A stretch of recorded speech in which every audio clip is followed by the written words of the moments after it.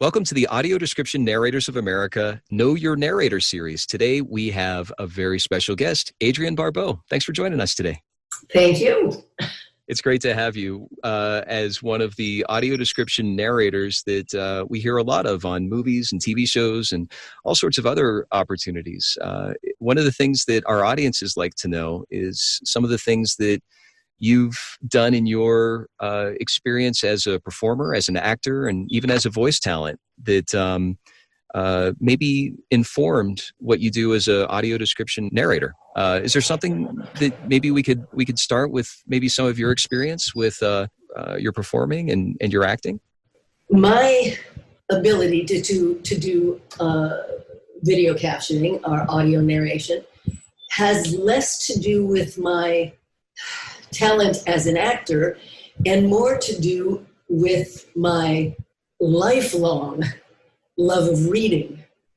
Because I think, there is a certain ability that I don't know if you can learn it, but I know that I brought it to the table right away. I have the facility to see the words on the page and get them out of my mouth and keep going with very, very few stumbles. And it's just some kind of an eye-brain thing, I think. Or maybe it's because I've been reading since I could read, and books have been my main passion. In terms of my career, well, I guess, when I first started out, I hated my voice because when I first started out, I was on Broadway, so it didn't matter how the voice was pitched or anything, as long as I could sing. But came to Los Angeles and started doing Maud with B. Arthur.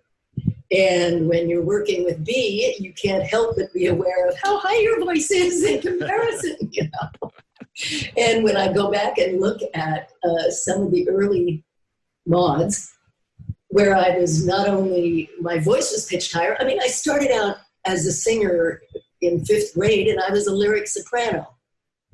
Now, I assume I'm an alto, if not more than that.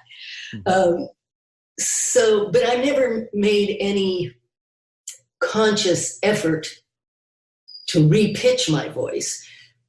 Probably one of the other things that makes me good for this kind of thing is that I did start studying voice when I was, 11 or 12 years old, and the first classes you take are diction, pronouncing your T's, D's, and N's. I have two 23-year-old boys. I have another one who's older, but the two 23-year-old boys, if I tell you, I have to say, "What did you say? I didn't understand you. What did you say? I can't hear you. I can't understand you." At least 15 times a day, because they talk about it, and then you can't understand. They say, "Well, and that's just the way they were raised.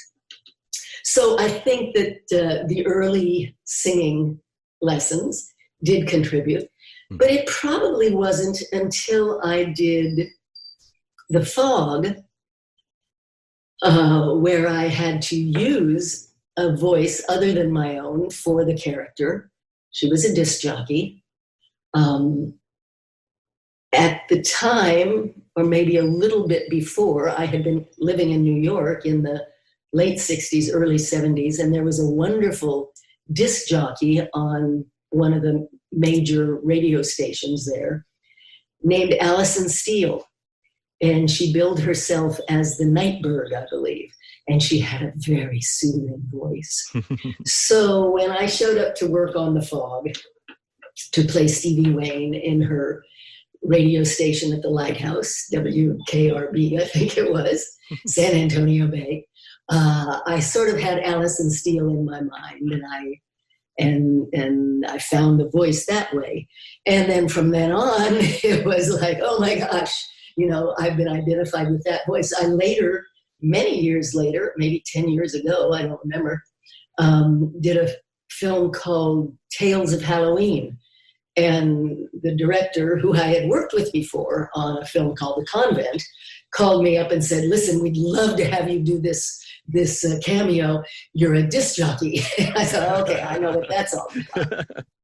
So, but it may also be, Roy, that I grew up with some caregivers where there was a disconnect between their words and the emotions they were experiencing. And I won't go into detail, but if somebody says, enjoy, but they say it like that, you start listening to the sounds of the voices to try and figure out what's really going on. So I've always been tuned in to voices. I couldn't, these detective shows where they ask you to come in and draw a picture, or work with the artist to draw a picture of the criminal. I couldn't even tell you if my brother-in-law had a mustache right now.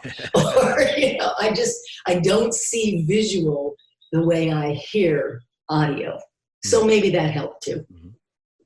Well, with that disconnect that you mentioned, that the words, obviously your experience in singing and diction is beyond technical, that there is, can I use the word subtext? Is that? Well, thank you. Well, when I first came out to LA, after I'd been here for a couple of years doing Maude, I was approached by a voiceover agent at William Morris who had heard me on $20,000 Pyramid or something. And she said, I think you have a great voice for commercials and cartoons and all of that. So I took myself off to an animation class. I think Susan Blue and Andrea Romano, who ended up being my booth director in Batman, the animated series, where I played Catwoman. Mm-hmm. And they talked a lot about having only the voice to work with. And so you had to make your decisions about, where the character had just come from, who the character was talking about, what the character felt, who the character was talking to, where they were going. That all informed the animation acting.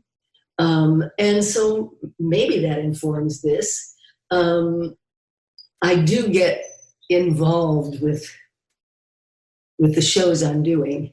I can say now that I narrated Tiger King, and I think it was the first time in all the years that I've been doing audio narration that I would be driving to work thinking, oh my God, I can't wait to get in the studio and see what's going to happen next. Not to say that it's good, I'm not suggesting anybody should watch the series, and there have been a couple where I actually couldn't finish the recording. I had to stop because I was so moved by the movie. Oh, excuse me. Sorry, let me get that on. No worries. So you had to stop because you were so involved in what was happening. It sounds like you were really invested as the narrator. It's more than just reading words on a page to you. I was invested as an audience member. Yeah. I mean, it was so moving to me that I had to, ask the engineer to stop for a second. I had to let some of that emotion out, and blow my nose and get back to it. That's a film that will be released in June, so I don't know that I can talk about it, but it's extremely moving. And actually, I do SEAL Team, as maybe your audience knows from the website. And there was one episode of SEAL Team that really, choked me up about the brotherhood of the SEALs. I have to preface this by saying my emotions are very much on the surface. I'll be sitting in my office and one of my boys will walk in and I'll jump like 3 feet because I didn't hear him. So I am very reactive, I guess you could say, and it comes out when I'm watching these things. Some of them. Yeah. Some of them, it's like, oh my God, how many more episodes of this do we have to do? And God forbid my kids should watch this. Oh boy. That's another story. Sure. Well, and you've really shared some of your, the way that you bring yourself to the work. I'm curious about what you love about audio description. I think you've kind of answered it in a few ways. You're experiencing it as an audience member along with our audience. Yes, I mean, I get to see. I'm not a film goer. I'd rather stay home and read books or watch Scandinavian mysteries on Acorn TV or something. And I'm definitely not a horror film enthusiast. And many of the films that I'm hired to describe are horror films, just because I'm known for performing in the genre. I don't go to see them. So this gives me an opportunity to see things I would never see otherwise. And that's been interesting and fascinating. I suspect if anybody had said, "Oh, you got to watch Tiger King," and I heard what it was about, I think, no, thank you. I'm not. That doesn't appeal to me, Mm-hmm. But so that's been really wonderful. I love that. I love the fact that I don't have to put makeup on. I don't have to get dressed. I can fall in my jeans and t-shirt, and it's a wonderful place to work. I mean, the people are all fantastic, and it's a pleasure. There are times when I'm getting offered, a feature role in something, and it's like, oh, well, wait a minute, they're going to have to use somebody else for my audio describing. Let me see if we can work this out so that I don't have to work on that day or this day.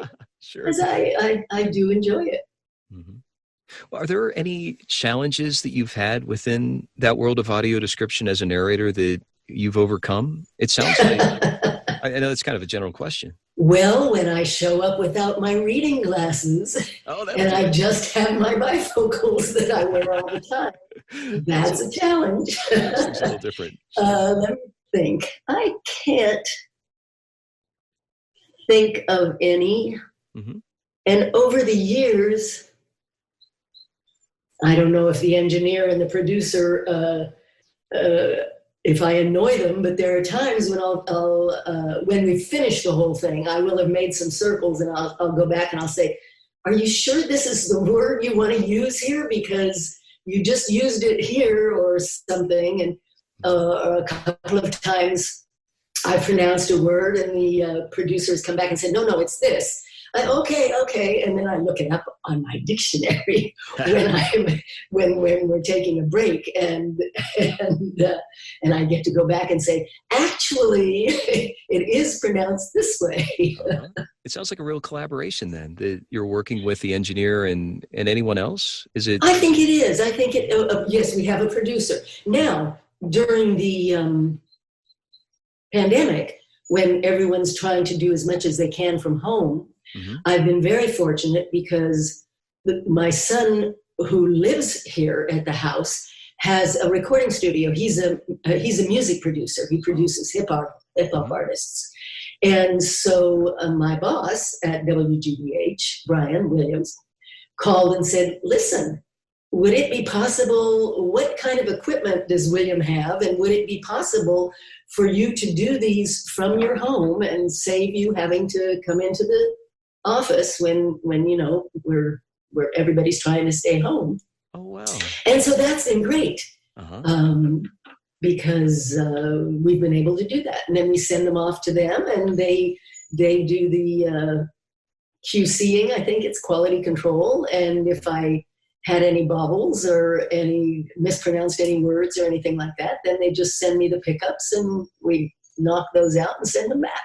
Oh, that's great! And it sounds like one of the assumptions that a lot of our audiences have that you're really addressing here is that they think that audio describers are the people that watch the movie, write the movie, narrate it, and then send it off. There's a whole team involved. No. Yeah, no. There's the I've always called it video describing, but you're right, it's probably audio describing. There is the narrator who is reading the words on the page, but there's somebody else who's writing those words, watching the movie and figuring out the time codes. Because, I mean, your audience probably knows, but, you know, we have to come in at a certain time code. We have to get out by a certain time code. We have to take 7-second pauses if that's what's written in the script. It's very specific. Mm-hmm. I can't think of any difficulties I've had. Well, let's talk a little more about the those pauses and that timing thing. That I'd imagine in Broadway when you were singing, that obviously you have to sing on you have to sing at the right time. That there might be some skills that you've learned from singing, that it's almost a dance with audio description. Does that sync up with your experience? It's such a I never thought of it like that, but or what's it like? What is it like for you to meet those time code cues? Do you find yourself like is it like being in a car at a red light just before it turns green, or what's the experience like? No, the describer has obviously, you know, he has figured out how many words he can get in the space between the last character's dialogue and the next character's dialogue. So if Joe is saying, okay, I've got to go, and then the video captioner says he turns to the door and hesitates. Mm-hmm.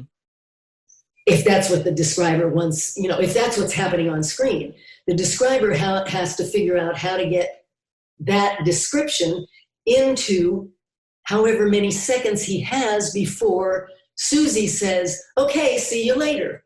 Mm-hmm. So it might be, if he's only got 3 seconds, then the describer might, instead of being able to say, he turns to the door and hesitates, the describer might have to say, he hesitates, because then Susie's coming in with her line. And that's all the room you've got. That's all the room that's available. Yeah. Mm-hmm. So that's all up to the describer. Yeah. Where do you see, where would you like to see audio description going, just based on what you know and where you'd like it to be? Well, I mean, it would be wonderful if it was accessible for all the TV shows and streaming shows and movies, that it was accessible for everyone who is visually challenged or blind. I don't know that it is. It certainly isn't, I'm sure. We do some streaming shows. We do some network shows, some movies, but I'm sure there are millions of people in the country who would really appreciate being able to take advantage of this. Yeah. One of the things that's really encouraging I think I read somewhere it's almost 30 million blind and low vision Americans, and that's rounded up. But there's a real, the neat thing about this is that the mandate from the FCC requires it for broadcast, but these streaming services are opting in, that they're choosing to provide it, which is really exciting, isn't it? Yes, Netflix is, I know, from my own experience. Mm-hmm. And that is great. And, you know, there's one other thing I want to say. I have gotten, and I never, ever anticipated this. Well, and it also brings up another thought. I remember I was at a horror convention one weekend signing autographs for the horror fans, and a young woman came up. She obviously couldn't see, and she said, I love what you're doing in the video describing. You just make it so, you bring so much life to it, and you make it so, I really can see everything, and thank you very much. And I had never anticipated that. And then I got a fan letter from a fan in Scandinavia. I can't remember if it was Sweden or Denmark, who who said again, I'm having a friend write this for me because I can't write, but I watch blah, blah, blah, whatever it was. This is 5 or 6 years ago. And I just want to tell you, thank you for what you're doing. It really makes such a difference for us. So that's really nice. Yeah. Yeah. What an experience that must have been, both, especially at a horror convention. What an unexpected. Yeah. and to talk about it now, if we were doing video, you would see my tears, my eyes got red. Oh yeah. It really touches you, doesn't it? But you don't think about things like that. You just show up, you're doing your job, and sure. Well, and doesn't that come back to what you originally said about reading, that you see the words, and it sounds like you're able to communicate that through the work that you do in audio description narration. I guess so. Yeah. I mean, I am also seeing the visual on the screen, so I know what's happening, but it's more than that. It's knowing how to read a book to somebody else, and make it interesting. And I read to my son Cody, for years and years and years, and I read to the two boys, and I love reading children's books to little people, and because there's an energy and an emphasis, and and so you learn those same things. He drowsily looked at her. He frantically looked at her. I mean, you get some, they don't want too much, but you get some of the emotion into the adjective. Mm-hmm. Is there a difference in the energy that you bring to, I'm sure the answer is yes. This is kind of like a softball question to you. The energy that you bring to, let's say, a children's book when you're reading to a child versus maybe when you're doing something like Tiger King or a horror film for audio description narration. Is there... Yes. I mean, obviously, when you're reading to a child, it's and then he ran from the woods and the witch was there. Oh my, it's that kind of thing. You can't do that with video describing. They don't want you to be too intrusive. A little different. So you change that. Very good. How can we follow you either on social media or are you on social media? I am on social media. I'm primarily on Instagram because I don't like posting too much, political stuff, and I don't like reading a lot of political stuff, although I am on Facebook and on Twitter. Mm-hmm. But my Instagram handle is lowercase Adrienne _Barbeau, and there you're going to see mostly, pictures of my dogs, and if I've got a movie coming out, I just had one premiere on Amazon and Google Play and iTunes, I think 3 days ago, and I've got another one coming up in June on all of the streaming services. So I'll put that stuff up there. Oh, great. My Facebook page is, oh my God, I never get these all right.